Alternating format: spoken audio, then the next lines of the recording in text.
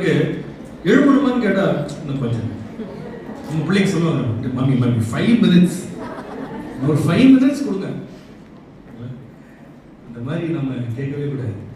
Don't stay in bed. That's number 2. Number 3, C for, if you want to break laziness, don't be choosy.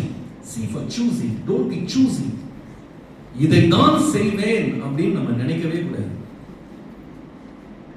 பிரசங்கி 9:10, Ecclesiastes chapter 3, chapter 9 and verse 10, செய்யும்படி உன் கைக்கு நேரிடுகிறது எதுவோ அதை உன் பலத்தோடே செய்.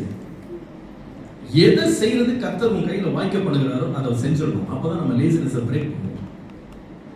சிங்கப்பூர்ல பல வருஷத்துக்கு முன்னால நான் ஒரு காரியமா நான் இங்க வந்திருக்கும் போது ஒரு மனிதனை நான் மீட் பண்ணேன். அவர் எங்க காரை டிரைவ் பண்ணார். He was just a chauffeur. ஒரு பாசிங்ல ஒரு கமெண்ட் சொன்னார். அது நான் கேட்டு 25 years ஆயிடுச்சு.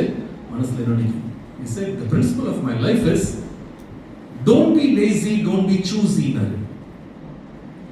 That's a very powerful statement. நம்ம ஊழியத்துல கூட இதை தான் செய்வேன், இதெல்லாம் செய்ய மாட்டேன் அப்படின்னு நீங்க சூஸியா இருந்தீங்கன்னா உடனே லேசினஸ் உள்ள வந்துடும்.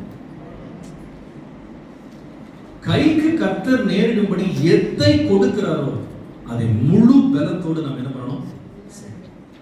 அதாவது ஒரு லெவலுக்கு ஊழியெல்லாம் வளர்ந்த பிறகு கூட நான் சின்ன கூட்டத்துக்குலாம் போக மாட்டேன், நான் சின்ன வீட்டுக்குலாம் நான் விசிட் பண்ண மாட்டேன், நான் பர்சனலா ஒருத்தரை நான் மீட் பண்ணி அவங்ககிட்டலாம் பேச மாட்டேன் அப்படின்லாம் நீங்க ஒரு ரெஸ்ட்ரிக்ட் பண்ணிட்டீங்கன்னா you will very soon lay in bed.